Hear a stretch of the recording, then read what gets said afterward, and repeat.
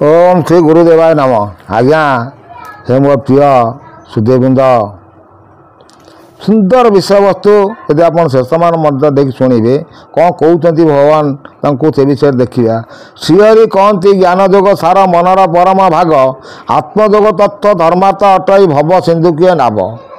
ये जो भव रूपक सिंधु अच्छी ताकू ए नाव सदृश ये जो ज्ञान मु कहूँ अर्जुन ताकू मन ध्यान दे शुणु। अर्जुन अग्रत कहते हरे परम जोग विचार, मन जीव आत्मा शून्य शक्ति रूपे पूरी रही संसार। ये आज्ञा देखु मन जीवात्मा शून्य शक्ति रूपे रही पूरी संसार। मु आपन कौन कही मन किए मनर सृष्टि विषय में आपण कही आसी। तेणु भी सी हूँ से गोटे जिनस ताको यदि आपण मैंने चिंता करेंगे ताले बहुत सुंदर विषय वस्तु। आउ से कौन कहते आज्ञा मन जीवात्मा शून्य शक्ति रूपे परम रही संसार, कर पीड़ टूल बीज या घेनी शून्य सकत मनरे रहे। मन संगते पंचात्मा बसंती आत्मा सत्य भूते रहे। मन सांगरे पंचभूत आत्मा से मन से पंचात्मा भूतात्मा तक मन सांगर से रोचती सत्यभूते रहे। मन टलिले जे पवन टलिब, पवन टलिले जे बिंदुटी टलिब।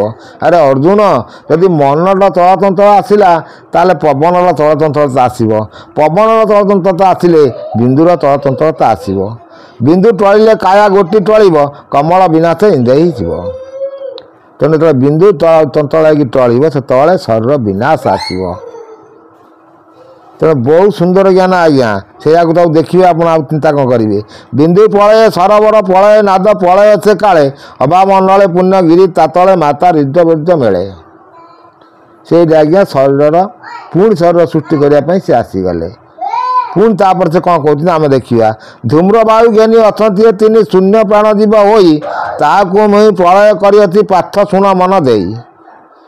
सहस्र पाखुड़ा पद्म पड़े सर चक्रे थाई तई मिसी, शिशुमना नाले मिली बंकु नाले इंद्रिय मान को ध्वंसी।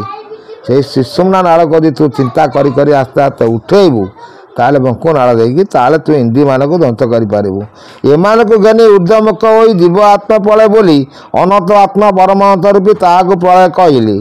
ताई कहवा पचारू देवे शुणुथिले हे वीर बर, सत्य कमल सरोवर लागई परम हंस ईश्वर। तेणु से ज्ञान मार्ग सब उठे उठे से कहते सुंदर सुंदर विषय वस्तु। दश द्वारा सब कबाट पड़ई नाड़ी माने न चलती, जीवात्मा घेनी अंतरात्मा बेनी पवन पड़े हुअती। जीवा जिते आप समाधिस्थ बसवे से जीवात्मा परमात्मा आके चलिए से सब जीवे। बड़ा सुंदर विषय वस्तु। जीवात्मा घेनी अंतरात्मा घेनी प्रलय पवन पलय हुअती, या अनंत आत्मा पलय काले आबर शुण कि रटी। परम आत्मा निरंजन ओंकार ध्वनि नाद पांच गोटी, ए पांच को घेनी सूर्य शशि अग्नि तारी ज्योति मध्य जान, परम हंस मध्य आदि अंत मध्य गमन। अनादि घरे परम निरंजन आकुल हुई पार्थ, सहजानंद अवतान काल चतुर्दश संविभूत। परम चैतन्य निरंजन ओंकार ध्वनि द्वादश को घेनी, ए पांच ऊर्ध्व मुख होती ता शुण फल गुणी। नील चक्र पर शून्य प्राण रूपे सहस्र कमल केशरे, शुद्ध स्फटिक निराकार परम अणाकार उपरे। से आज्ञा मुझे जो अणाकार स्वरूप कही आती सहस्ता को जो कहते से सहस्ता पुराण कथा से कहते। सुंदर ज्ञान तत्वर वाणी आप मन ध्यान दे शुणे तार सबकि पाइपर। नील चक्र पर शून्य प्राण रूपे सहस्र कमल केशरे, जो सहस्ता धार कहते सहस्र कमल सहस्ता से सहस्ता को रास्ता से कहते। शुद्ध स्फटिक निराकार परम अणाकार उपरे, सर्व आत्ममल शून्य बीज ज्ञानी परम आकाशे जाई, मूर्धनि प्रलय ताकू कहते शुण पार्थ मन दे। निरंजन को जीवात्मा छाड़ाई प्रलय कराउथी, या प्रलय हेतु करी मन मातुरव हेतु कही। शुणी करी पार्थ पड़िला परम परम से रस, निस्तरिली बोली कहला से शुण पित्त बास।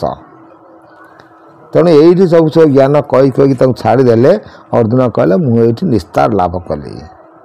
ये सुंदर तत्व बहुत सर्ट सर्ट वीडियो करी आपण ज्ञान तत्व कहूँ जब आपण मैंने मन ध्यान दे शुणे तार सबकि ज्ञान अर्जन करें। एत को रोज आज्ञा कोटि कोटि नमस्कार।